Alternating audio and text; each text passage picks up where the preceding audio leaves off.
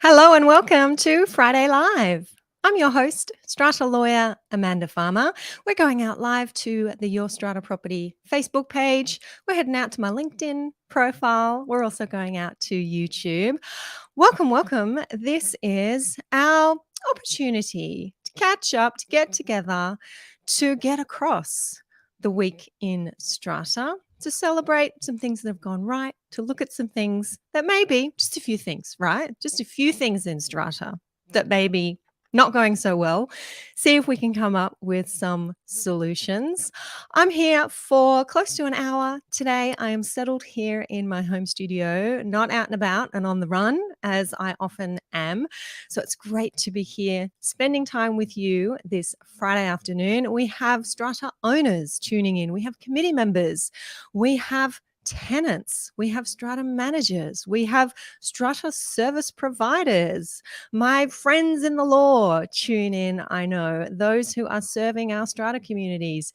If you're coming on in and want to give me a hello here today, whether you're here live or you are catching the replay, you know I always like to see your hellos here in the comments. You can drop one on Facebook, on YouTube, on LinkedIn, and I will see it here. And today has been, this week for me has been a good week. I've been crashing through some client work, ticking some things off the list because I have been here and settled and not as much traveling this week. I've been drafting motions for AGMs. I've been drawing up some bylaws for some rather exciting renovation work that a couple of my clients are doing in their properties, adding value.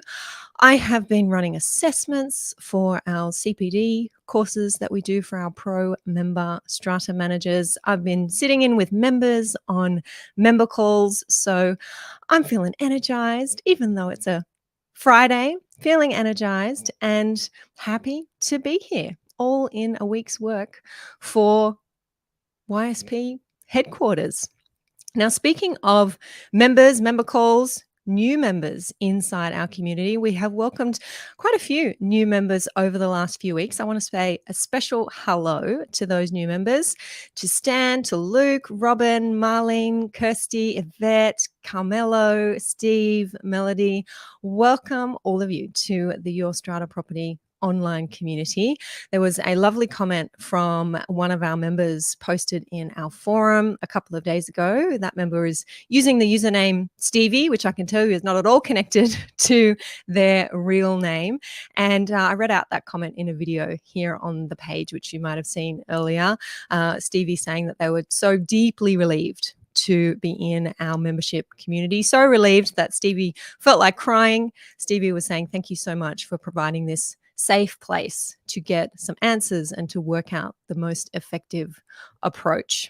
So if you are not yet a member of our online community and you need a safe place to get some answers, then come on over and join us. The place to go to find out about membership and to walk on in those membership doors is stratamembership.com.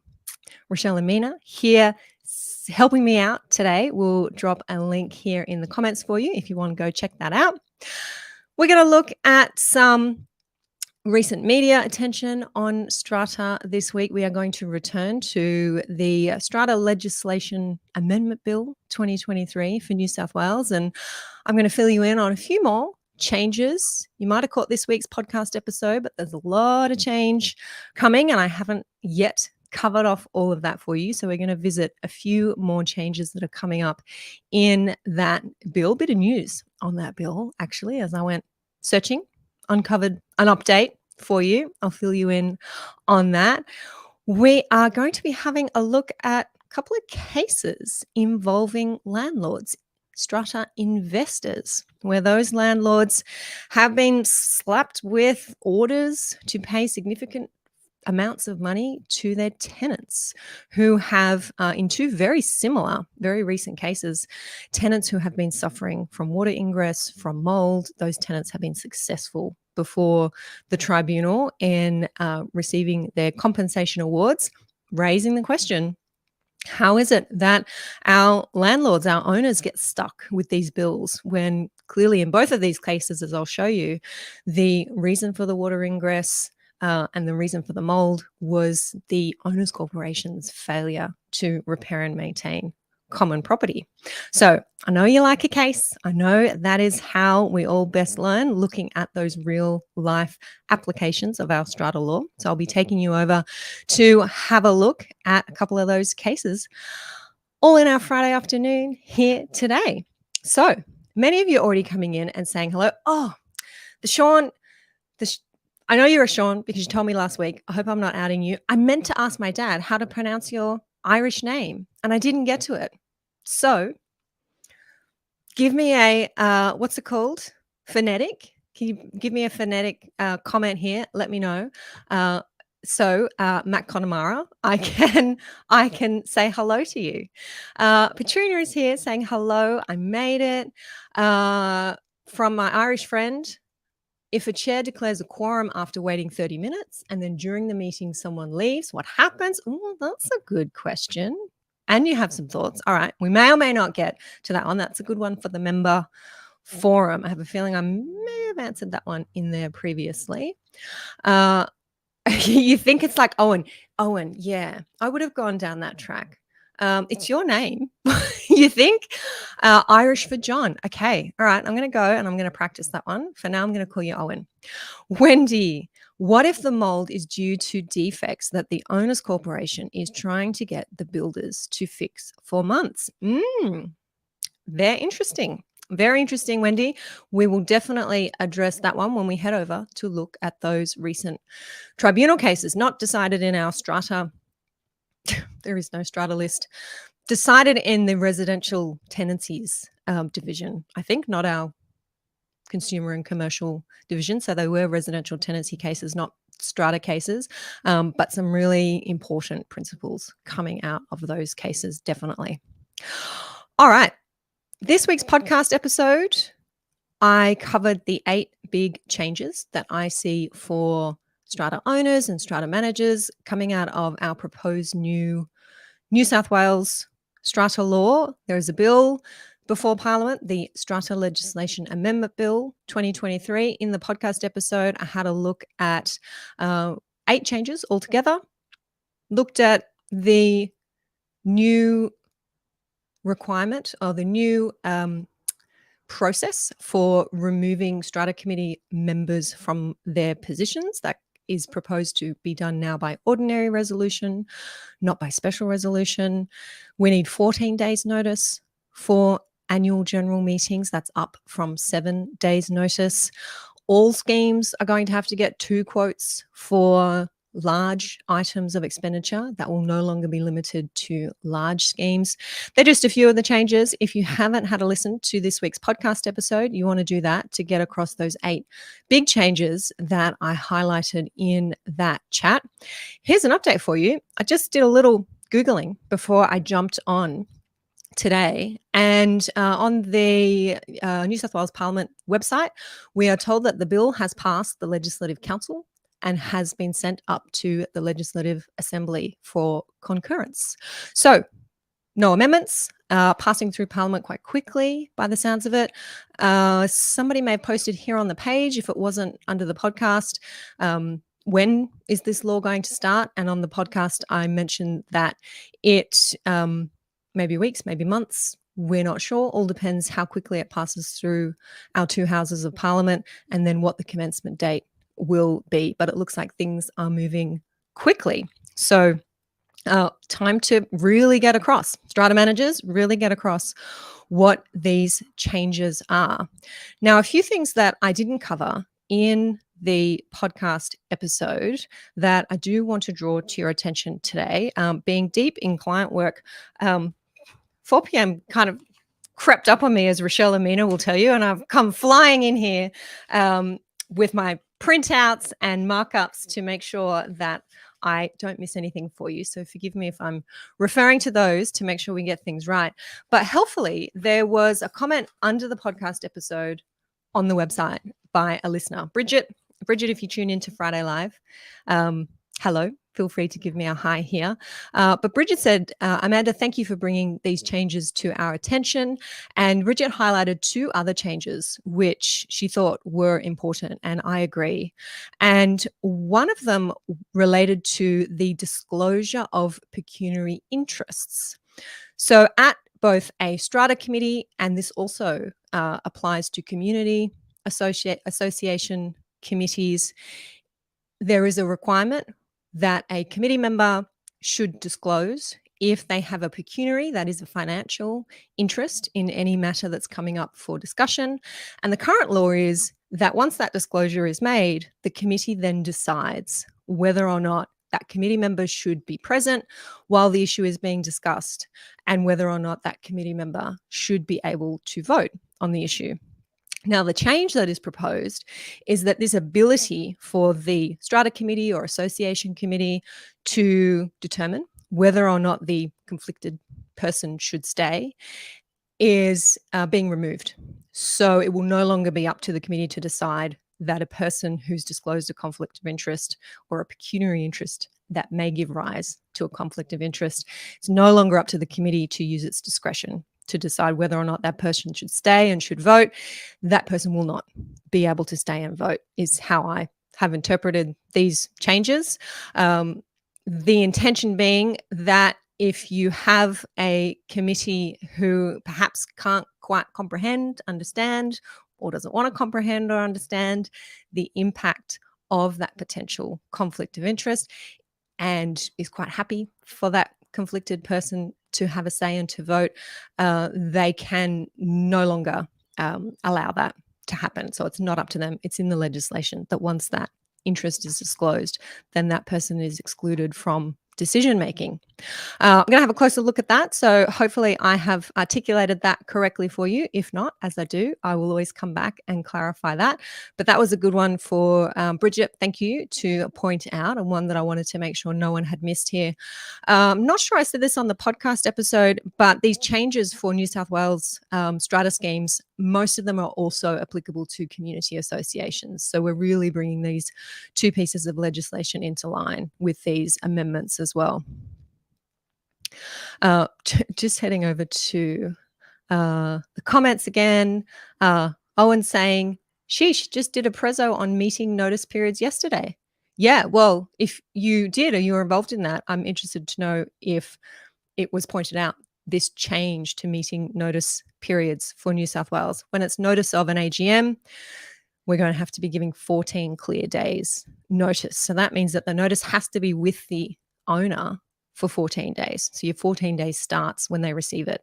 So we're adding postage on top of that period of time as well. So I said in the podcast episode that our strata managers are going to be sending out these agendas probably 4 weeks before an AGM.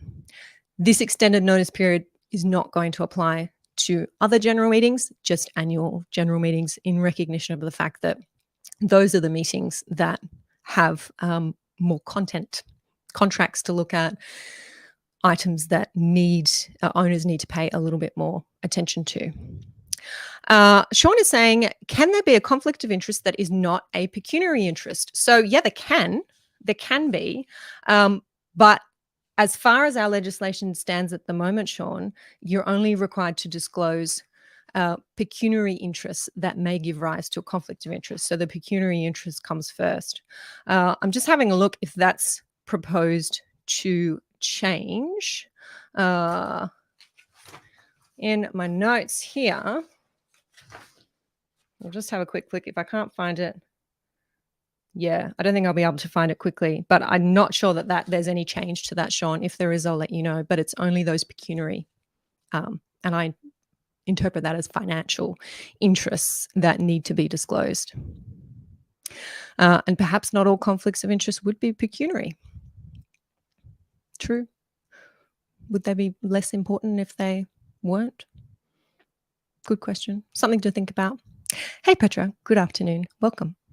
All right. The second change that Bridget drew my attention to, and I thought I would bring to you here today as well, that is noteworthy, to use Bridget's words, is that this process of transferring funds from the administrative fund to the capital works fund if you were to borrow from one fund to meet the expenses of another. This is a process that strata managers will be familiar with at the moment. If you are robbing Peter to pay Paul, taking from one fund in order to meet the expenses of another, there's a requirement to reimburse the fund from which you've taken within, tell me if I'm right, 3 months of that transfer happening. You've got to reimburse the fund. Now, that is at the moment, as I go and look at Section 76, a mandatory requirement. You have to pass a resolution. I was looking at 76 earlier. I've got it up on my screen here. The owner's corporation must, no later than 3 months after the transfer or use of the funds, determine the amount to be levied as a contribution to the fund from which the transfer was made in order to reimburse the fund. So mandatory requirement, this is the current law, New South Wales, mandatory requirement within 3 months, raise a levy and reimburse that amount. Now, Rena and I have talked about this on the podcast. I think strata managers, I'm seeing Owen in there saying, yep, you're familiar with this process. We know this is the law, but what I've heard through Rena and others, and I think what our government has been told, is that nobody does this. Nobody makes the effort to raise that levy and to reimburse the fund. It's a paper accounting exercise at the end of the day.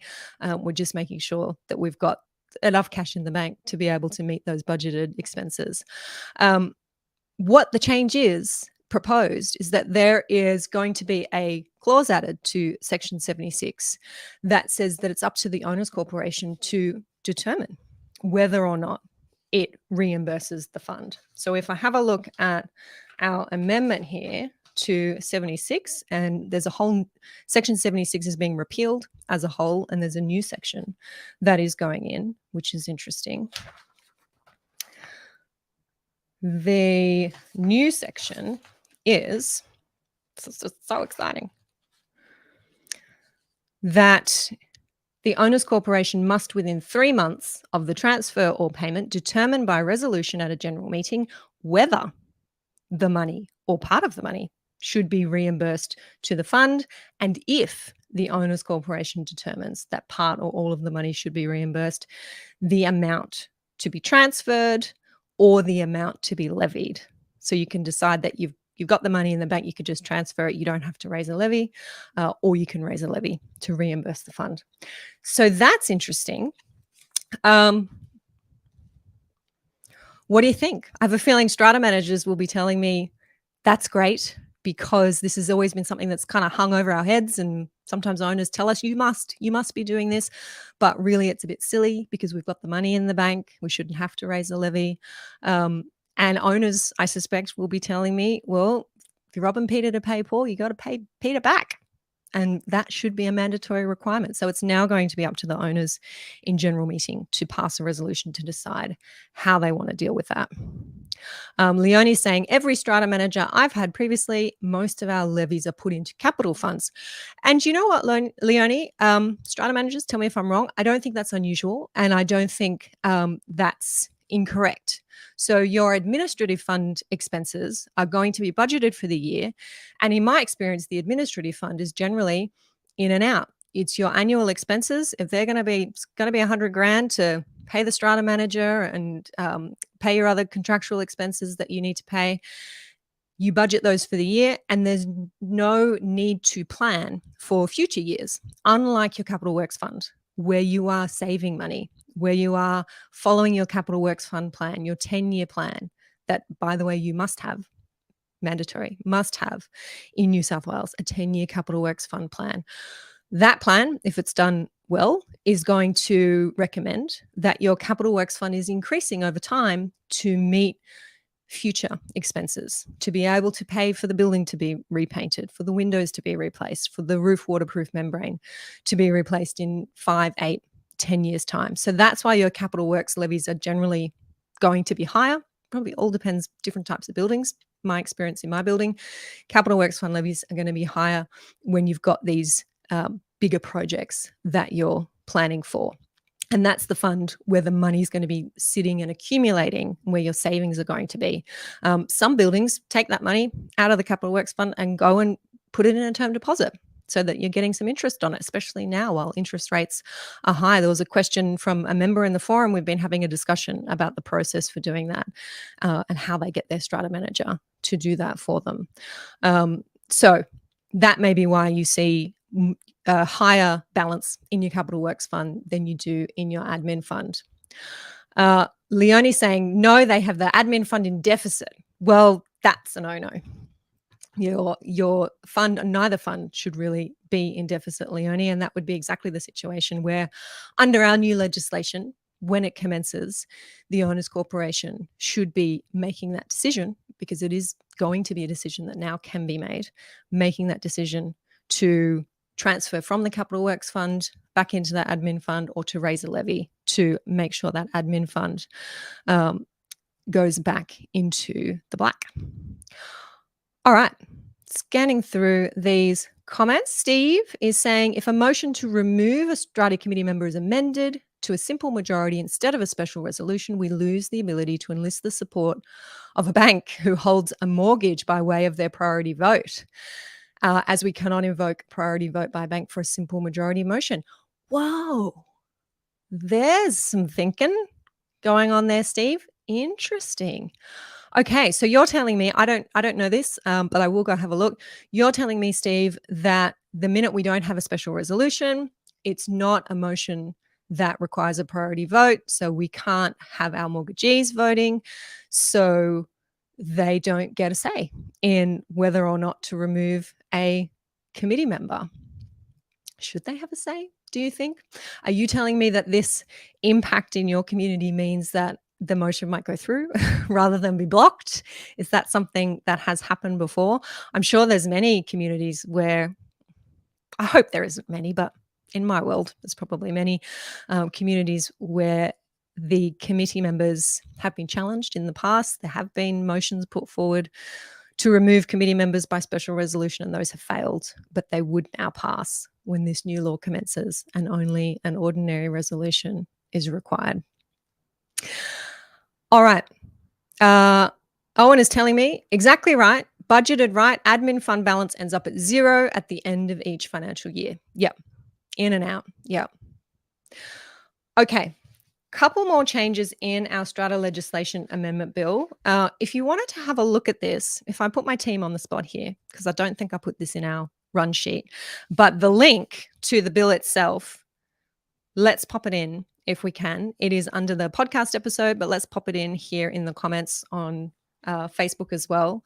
The Strata Legislation Amendment Bill. And it's got this nice summary. I didn't say this in the podcast, but it does have this nice summary at the front, which I'm working through, that lets you know what the changes are, and then you can dig into the actual text of the bill.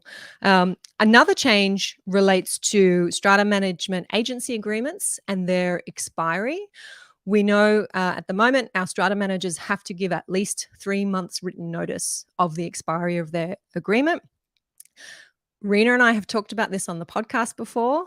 The current legislation states that must give 3 months written notice of the expiry, and that notice must be given at least 3 months before the end of the term.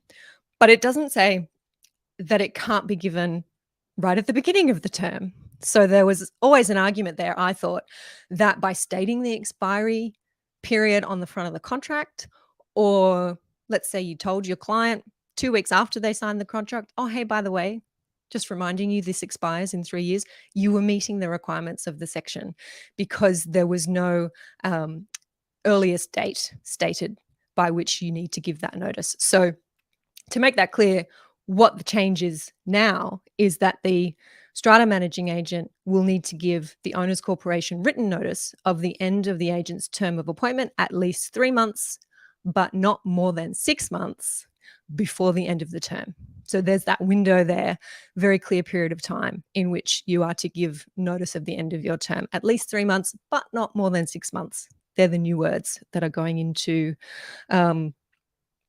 one of our sections. I won't go so far as to guess which one that is. It's probably section 50. So that's an interesting change there.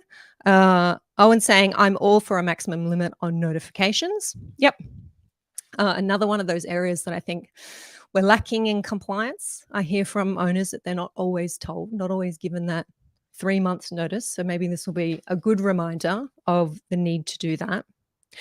Oh, and I think you drew my attention to this one. The commissioner, well, the Commissioner for Fair Trading, or if there is no commissioner, the Secretary of the Department of Customer Service, is going to be able to ask the tribunal to appoint a compulsory manager. Interesting. So it will no longer have to be solely on the application of an owner. I have no idea how that's going to work. I think I don't know if it was you, Owen, asking me. Oh no, I think it might have been Daryl. Actually, Daryl, if you're here, I think you might have asked in the forum, how is all that supposed to work? I don't know, but that's an interesting addition there. That fair trading, the Commissioner for Fair Trading, or the Secretary of the Department of Customer Service, will be able to apply to the tribunal to have a strata manager appointed. And that is all I'm going to cover. There's more in there. There's more in there, but that's all I'm going to drag you through at this point in time. Head over, Owen. I think it was Daryl. Head over and have a look at that. I'm going to keep talking about it. I'm going to keep you updated on when this is all going to start. I have a feeling that it's all mildly interesting until the legislation actually kicks off and you think, oh, wow, we've got to comply with these requirements, especially those procedural requirements about getting 2 quotes for large items of expenditure, 14 days notice before our AGMs. My suggestion to you, particularly our strata managers, is to be taking this all in and start thinking about how you're going to change those administrative practices within your offices to be ready to run with these new changes when they start, because I don't think it's going to be too far away. We have, if you weren't here earlier, I've said that our Legislative Council has approved the bill. It's gone up to the Legislative Assembly. No amendments have been proposed so far, so it's all moving pretty quickly. And I believe that was the intention of our government, to get this one done and dusted, with more reform on the table next year and more consultation on the table next year. So some owners have written to me saying, oh, Amanda, I had no idea that this reform was happening. There are some things that I would like to change. How do I have a say? We're told that there will be some more public consultation next year about further changes to the legislation. These are only 39, I think was the number, 39 recommendations out of about, or it might be something, a small percentage of the changes. I won't quote the numbers exactly, but this is just a small percentage of the recommendations that have now been incorporated into this bill. So there's a lot more that has been suggested to be done, and no doubt more that will come out of further public consultation. Hey, Henry. Henry's saying there needs to be a 3-strike system before removal. So before removal of committee members. Otherwise, the whole committee will devolve into continual conflict. Yeah, that's a really interesting point, Henry. Reducing this threshold down to an ordinary resolution. As much as I've said, I'm going to have some clients who are happy about that and cheering about that, I can see how that could potentially be abused in a community where there is a different faction that perhaps wants to gain control of the decision making, and that may not necessarily be in everybody's best interest. So 3-strike system, yeah, that may be another way to do it. Who's the umpire for that 3 strikes, says Owen? Yep. One question inevitably leads to another in this space, doesn't it? All right, so that's what I wanted to say about the proposed changes to our New South Wales legislation. I've seen many more eyes come on in here live since we've kicked off. So if you've missed any of that, do head back and catch the replay of this chat. This replay goes inside our member video library, and it also sits here on the Facebook page. Sits on YouTube and sits on my LinkedIn as well, if you need to go back and have a revisit. And certainly if you've come in and you haven't yet said hello to me, feel free to say hello here in the chat. I'm seeing some new names come in here. John is here. Hey, John, how are you? Okay. Leonie's saying, contact John Mintz. He replied back straight away. to email his office about concerns. Did he reply personally, Leonie? If so, good job. Good job, John. Maybe now that we've said that, invited everybody to email John, that may no longer be the case. But yeah, he's hoping that he's hitting the ground running, which is great. All right, now let's turn to our cases, our landlords who have been ordered to pay significant sums of compensation to their tenants.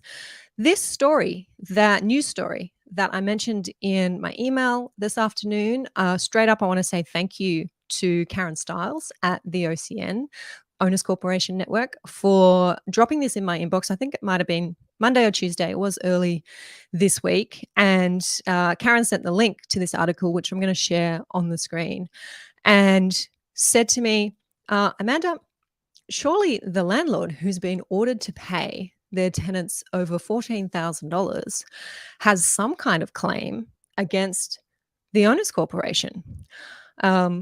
And I said, interesting question, Karen. I'm going to take this one to Friday Live. So thank you, Karen Stiles at the OCN, for keeping me up to date. Owen saying Karen's a great advocate for owners. She is indeed. And I did see a hello there. Hey, Debbie. How you doing? And David is here saying hi. Awesome. Okay, so this is the article. We've got a link for you if you haven't seen it yet. This one on 7news.com.au. Landlord ordered to pay tenants $14,000 over mouldy property. I'm assuming that's a video story about it. Please ignore advertisements about Bet365. That is not what we are here about today. A New South Wales landlord has been ordered to pay her tenants more than $14,000 after the property she owned became mouldy after heavy rain. So the application was made to the Civil and Administrative Tribunal. It was a residential tenancy dispute, not a strata dispute. A 2-bedroom villa. The tenants claimed the rent they paid was excessive and they wanted a rent reduction. Now, ultimately, you can go through and read that whole article, but I could do one better for you. I'm going to give you the link to the case. I went searching through the reported cases for a case that kind of matched this description, and I found it. Helpfully, in this article, they disclosed that the member who decided the case was member French, I think, and they've let us know exactly the amount of compensation that was awarded, which was $14,766. Now, the case, which I think I will perhaps be able to share with you this way. There we go. This is it. And I'm going to make it bigger for you. And Rochelle and Mina have the link to pop into our comments here. Who wants to pronounce that name for me? Radford, I believe, was the landlord. This is a case where the orders were made on the 13th of September, 2023. The tribunal has found that the rent was excessive and is not to exceed a certain amount. There was a large refund, therefore, due to the tenant. And that's the refund amount there, $9,513.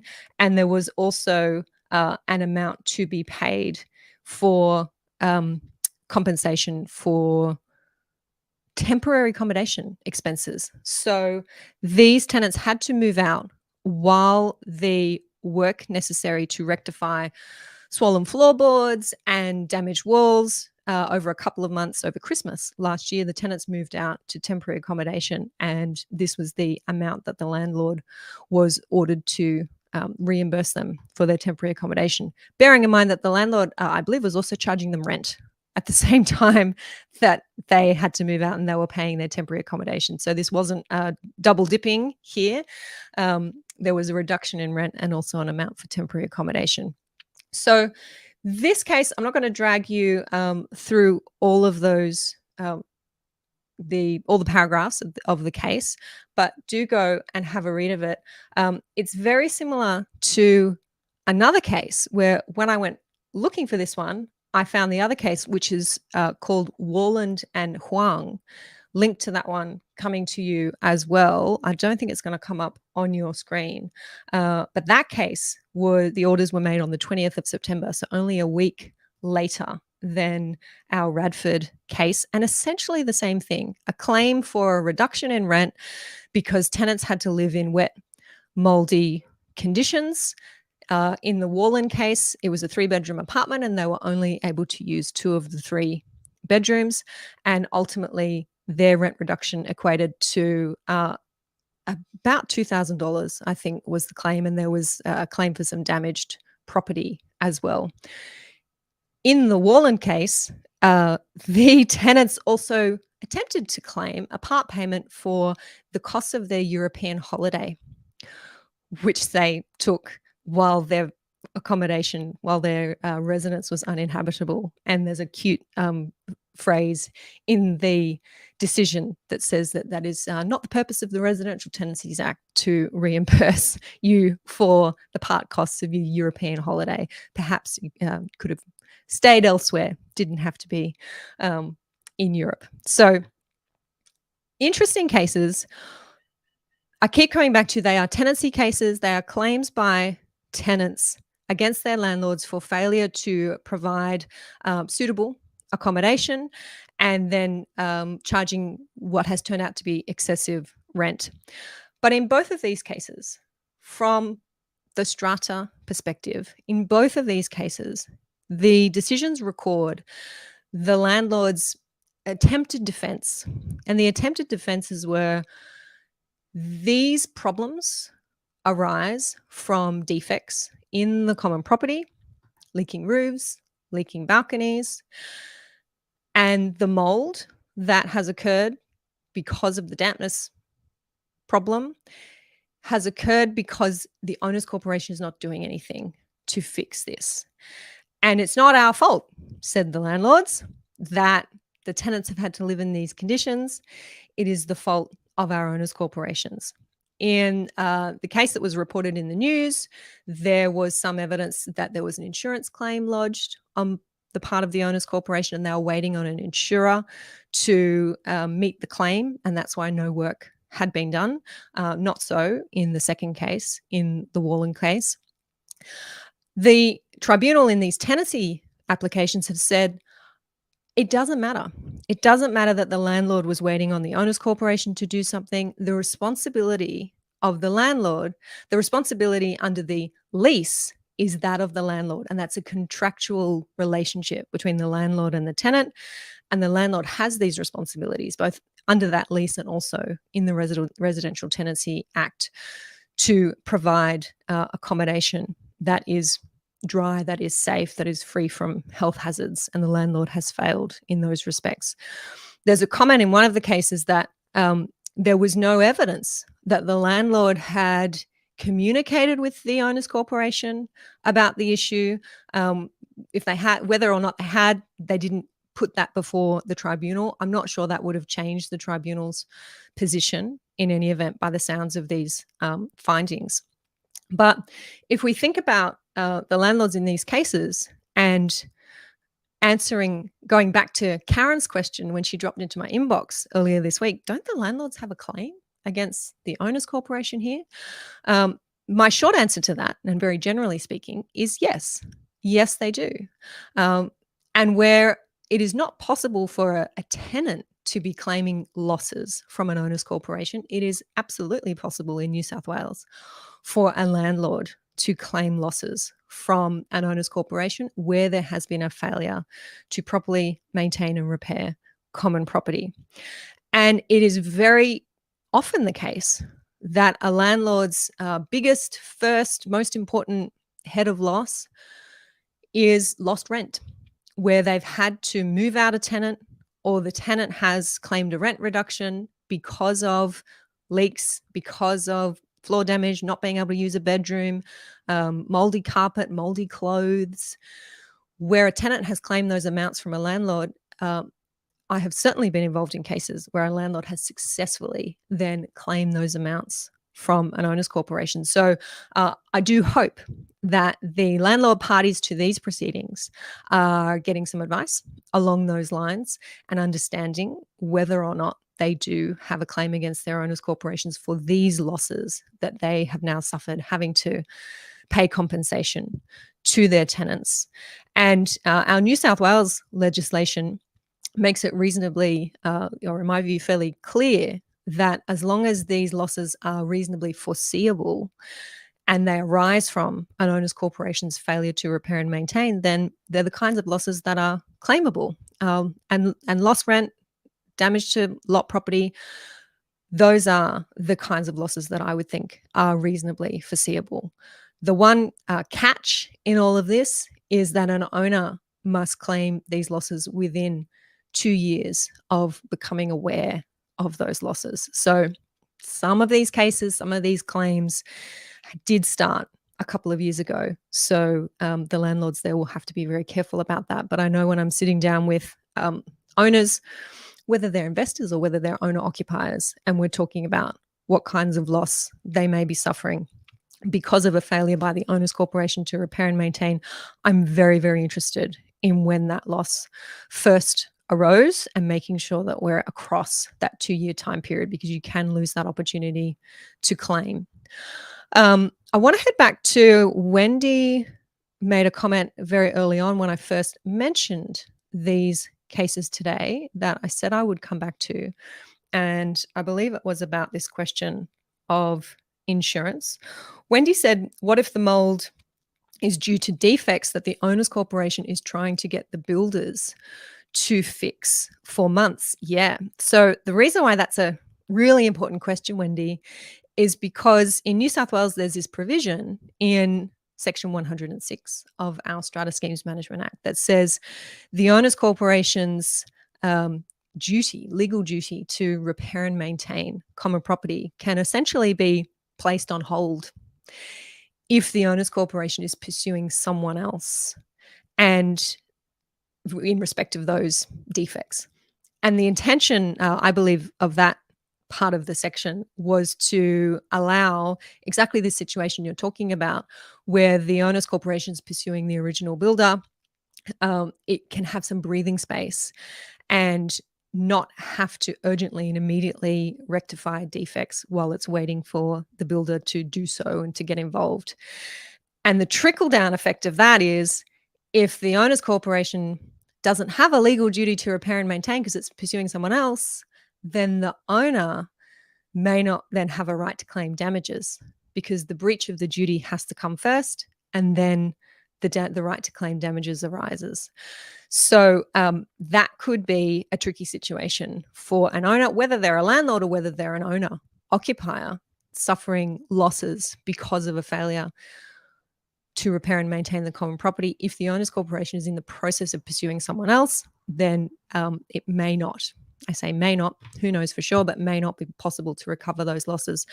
And I get asked the question in this context, well, what does pursuing someone else mean? And we do have a case or two that answers that question. And I believe the answer is there has to be some proceedings on foot. There actually has to be an application before the tribunal. It can't just be, we sent a letter to the builder, we're having a chat, it comes up at our meetings. There has to be some kind of legal action that has commenced and that is in train, and there are deadlines and there's a timetable that's pushing everything along. We do have a case that makes that clear. I think it might have come up in our member forum. I'm getting a thank you from Wendy with lots of exclamation marks. Good. Glad that was helpful. I want to be clear also that while these are residential tenancy cases and they're claims by tenants against landlords, there is some really helpful discussion in there and articulation, I think, of the kinds of claims that owners can make against owners' corporations. And as always, I speak about the law in New South Wales, but the types of losses that the tenant has suffered. There, in one of the cases, there was damage to a table, damage to clothing, damage to a wardrobe, damage to carpet. There was this inability to use a bedroom. There was the need for the tenants to actually completely vacate the property for a couple of months while all the floorboards were ripped up. If you're an owner occupier and you're facing exactly those kinds of losses in your own home, then in the same way tenants can claim those losses against landlords, you as an owner occupier can claim those losses against your owner's corporation. So, interestingly to me, there was a successful claim in one of these cases. It came up in both cases, actually, and I think it might have only been successful in the Warland case. A claim for loss of quiet enjoyment and a recognition that there was a value on that, and that the tenant had suffered stress and anxiety because of the whole debacle of having to live in a moldy premises, having to go through not being able to use part of the premises, having trades come and go. There was a figure placed on that, uh, the loss of quiet enjoyment and compensation payable to the tenant. Um, I don't see why those same principles wouldn't apply if you were an owner occupier and you were having to put up with that kind of disturbance. One of the tenants claimed some lost wages successfully, claimed some lost wages for having to be present at the property on a few occasions to be able to show the tradespeople through and explain to them what the issue was. She claimed quite a few hours of lost wages and was ordered just a small amount of that because they were the best evidenced claims. And the tribunal said, you know, on some other occasions you could have left your key with someone else, but on these couple of occasions it was clear that you personally had to be there to explain the situation, and I'm going to award your lost wages as one of your losses that you've suffered. So interesting. There is, as I was reading this, I was thinking there's a treasure trove here for strata lawyers who may be arguing these kinds of claims on behalf of owners, looking at these residential tenancy cases. And I fear, and I say this as a landlord myself, I fear that we're going to see more of these types of claims by tenants where we have aging buildings, where we have this difficulty, it seems, to be able to engage and to pay contractors to do this ever increasingly expensive work in our buildings. It's taking a long time to get big problems fixed, and we're seeing this trickle down effect. An owners corporation, perhaps a strata committee who is frozen at that decision making stage for whatever reason, can't get quotes, can't get two quotes, going to have to do that in New South Wales now, can't get two quotes, can't move forward, can't raise the money.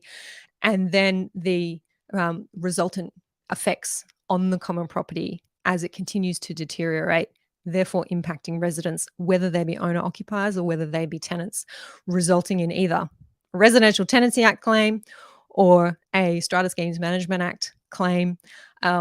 It's just the perfect storm. And when I look at the case law database and see two almost identical cases decided in the same week, applying the same principles, that really, really hits home for me.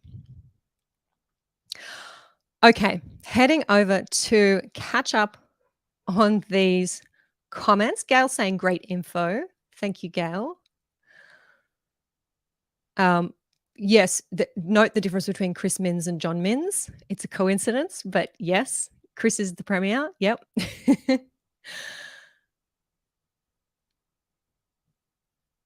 Okay.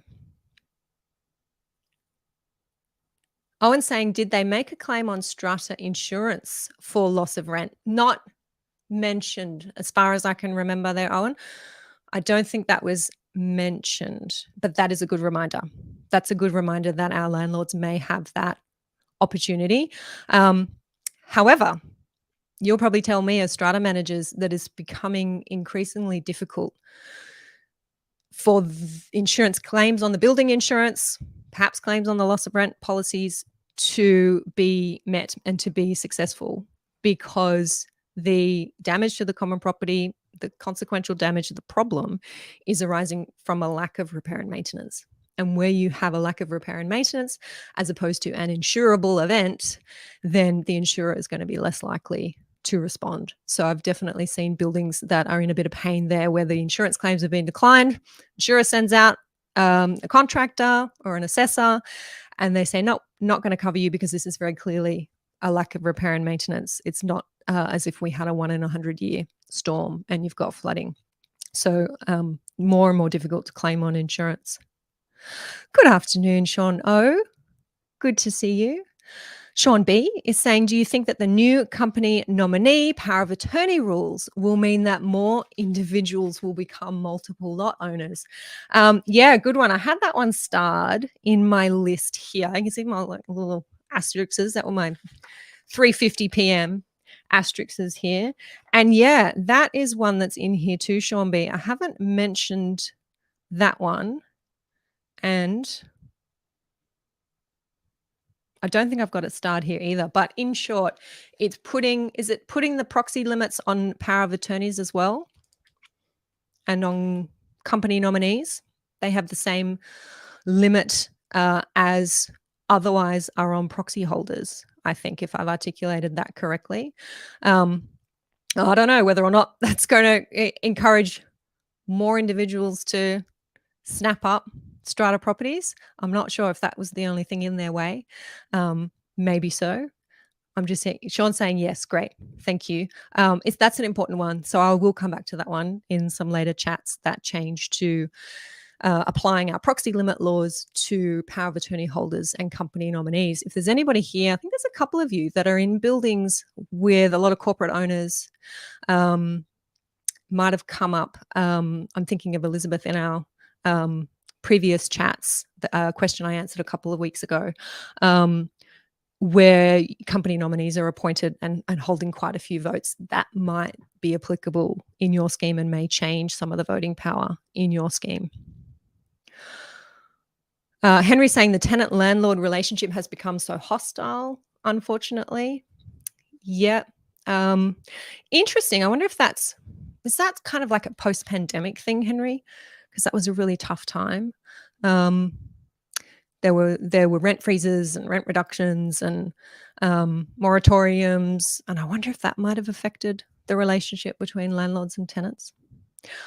I really like my tenant.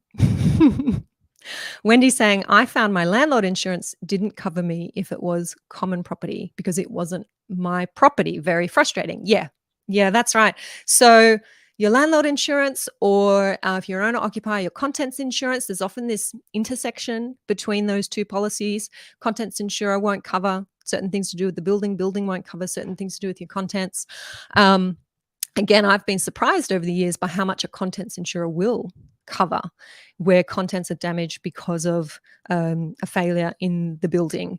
Contents insurers often will step in and accept a claim. So always worth checking in with them if that's what you want to do. At the end of the day, as an owner, you don't have to. You don't have to claim on your contents insurance. I've been involved in situations acting for owners who say, the owners corporation says they won't pay to fix the problem and I should just claim on my contents insurance. Well, no, as far as I'm concerned, my view is you can't force someone to a lot owner to claim on their own insurance. Maybe they don't have insurance, but if they do, they may not want to affect their premium if it is a problem that has been caused and damage that has been caused because of a failure in the common property, failure to meet that duty to repair and maintain. Then it should be for the owner's corporation to fix that, regardless whether the owner has contents insurance or not. Richard's saying very, very interesting. Good to see you here, Richard. Sean B is saying planned, proactive maintenance and practical decisions by owners in the maintenance and budgeting of this will prevent issues. Yes.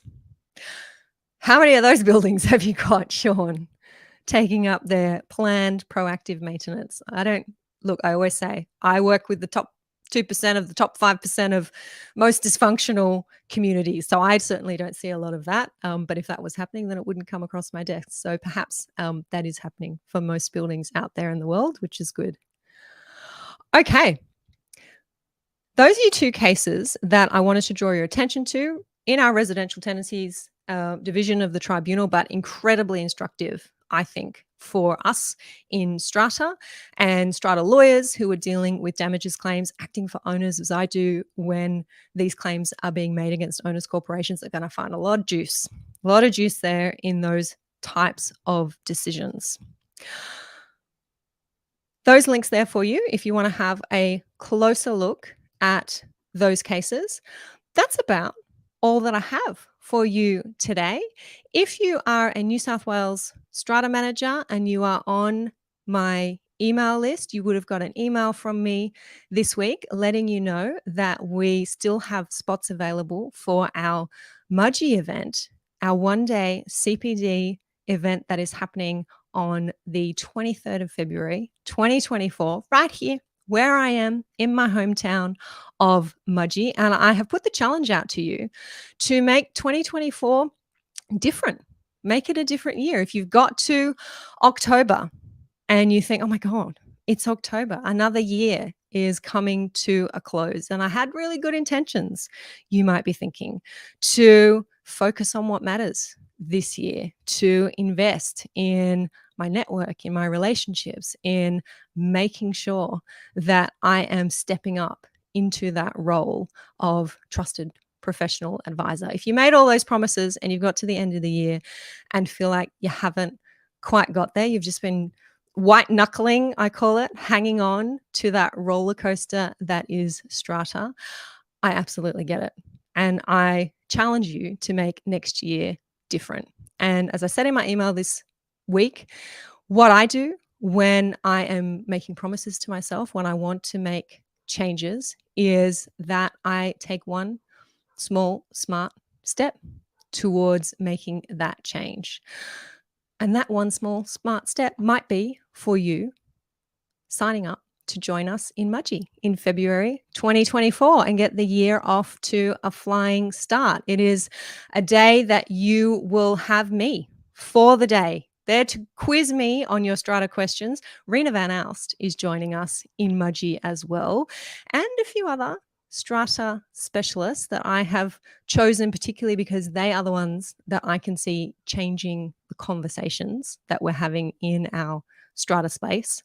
A place to get away here in the gorgeous countryside, removed from the burdens of our troubled high rises, a place to breathe, to plan your 2024 and to keep your promise that 2024 will be different.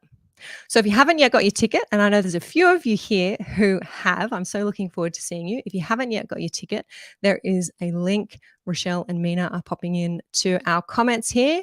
Head over there, find out about the program that I've put together for you, find out who our special guest speakers are, and secure your spot with us in Mudgee. I'm going to be enjoying the sights and sounds of Mudgee on this gorgeous, I've been looking out the window all day today. I did go outside once, looking out the window and just marveling at what a gorgeous day it's been and a gorgeous weekend. I'm going to be enjoying all of that this weekend. I hope you are doing something nice for you with those around you. I will look forward to seeing you all here again next week. I so appreciate your company, and I will catch you next time. Bye for now.